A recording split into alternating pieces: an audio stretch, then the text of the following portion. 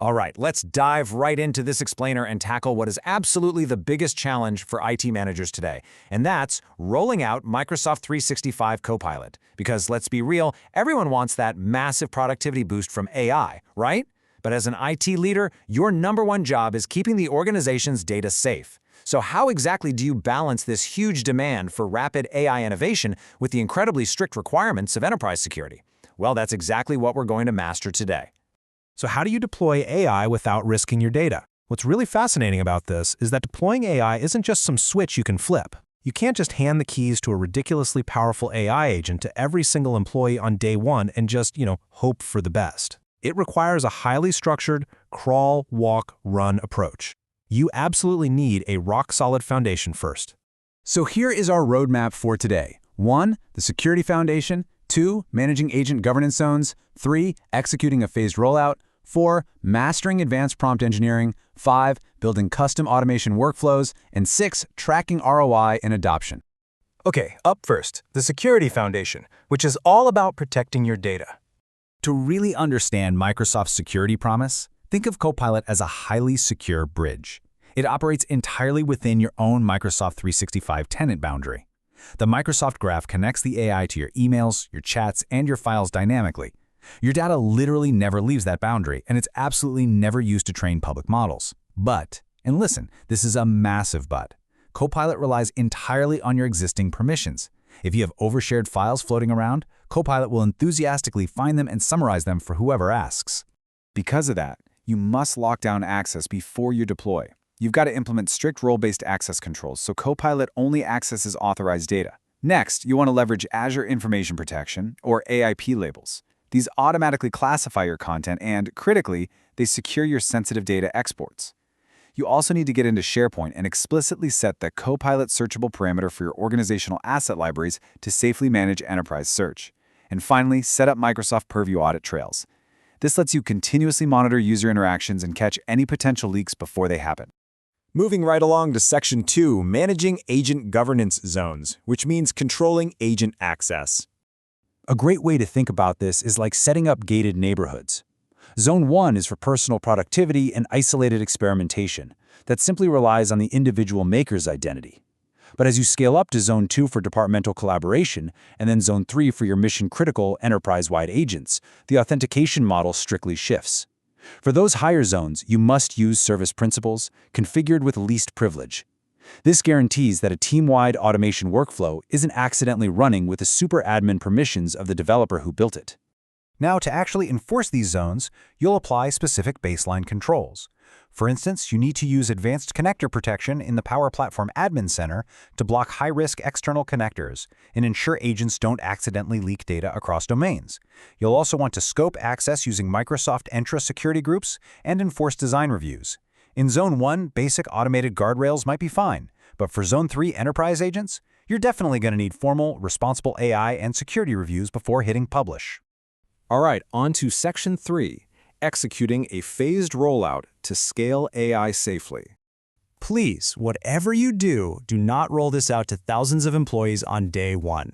You must take a phased approach. Start small. Get a pilot group of about 10 to 15 experienced champion users. Let them kick the tires, find the friction points, and really refine those workflows. Once they're seeing success, stand up a center of excellence, a COE, led by those champions. That COE will define the standards and govern all agents before you ever move to Phase 3, which is the broad, organization-wide rollout where you'll actively manage pay-go meters and monitor spend. Next up is Section 4, Mastering Advanced Prompt Engineering. Basically, asking the right questions. To get real, actionable value securely, you have to train your employees on this 4-part prompt structure. It is literally the ultimate blueprint for interacting with Copilot. You need a goal. What exactly do you want to achieve? You need context. What's the background information? You need expectations, like what format should the answer be in? And crucially, you need to provide a source. There is a massive difference between a weak prompt, which just gives you a generic answer, and a strong prompt that gives explicit expectations and points Copilot directly to a secure source folder. And here's a pro tip to make this work seamlessly. Organize your file metadata and optimize your image metadata and tags. Clean metadata drastically improves Copilot's retrieval accuracy and enterprise search results, which virtually eliminates those crazy AI hallucinations. Number 5. Building custom automation workflows to streamline those repetitive tasks. If you're using Copilot Studio to build advanced integrations for Microsoft Teams, you have to define a strict promotion path. This is App Lifecycle Management 101. An agent starts in a developer environment. Then, once it's ready, it gets promoted to a sandbox environment for rigorous testing and a compliance review by your COE. Only after passing those checks does it finally make it to the production environment in Zone 3 for everyone to use. The real secret to automation success? Start small. Pick just 1 or 2 high-impact workflows, like setting up a sales deal room or project tracker. And here is an absolutely non-negotiable best practice. You must implement human-in-the-loop approval workflows. Before an autonomous agent can execute a critical task or finalize a document, it has to undergo formal validation by a human. That's how you ensure compliance and build real trust across your teams. And finally, Section 6, tracking ROI and adoption so we can actually measure our success. Your Center of Excellence has to actively track specific metrics to measure Copilot's true impact. It's not just about vanity metrics like how many people logged in. We're talking about adoption rates, measurable task time savings, and tangible quality improvements in your deliverables. A fantastic way to visualize this real-time value for your leadership team is by building custom ROI dashboards using the Microsoft Power Platform. So use this checklist to really empower your Center of Excellence. To truly boost adoption, get your COE to document and share your internal success stories. People need to see it working. Create standardized prompt libraries tailored to common tasks in your company to make it easier for new users. And always keep an eye on that pay-go meter spend so you don't get a nasty surprise at the end of the month.